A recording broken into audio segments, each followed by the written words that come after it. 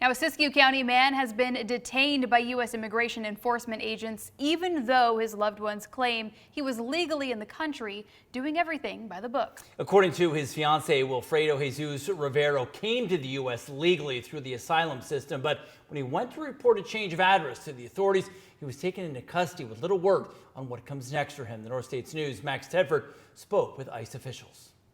When Wilfredo came, he's a very respectful, kind man, humble. He's very selfless. He's a hard worker. And he only came here so that he can provide for his daughter that he has over there. Victoria Colmenero says she met Wilfredo Rivero after he moved to California in September of last year, saying she fell in love with his gentle demeanor and they soon became engaged. Colmenero explains immigration courts had assigned Rivero a date in 2027 in Chicago for his case, so they'd planned to go by the immigration office in Sacramento on March 27th to report the change in address. But then questions from immigration officers began to grow. I started getting suspicious because no one was telling us anything about him. And then it was around 3 o'clock where one of the immigration officers finally came up to me and told me that he was being detained. He was detained and brought to the Golden State Annex Detention Facility outside of Bakersfield.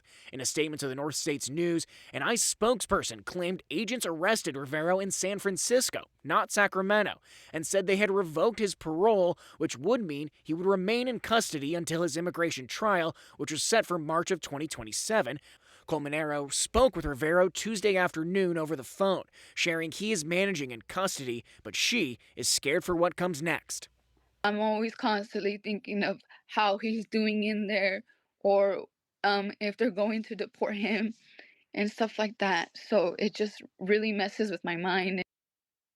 According to Colmenero, Rivero entered the country illegally after being permitted by the Department of Homeland Security's CB1 app. However, reports from NPR Today indicate other Venezuelan migrants allowed in through this app have had their immigration parole revoked with no warning.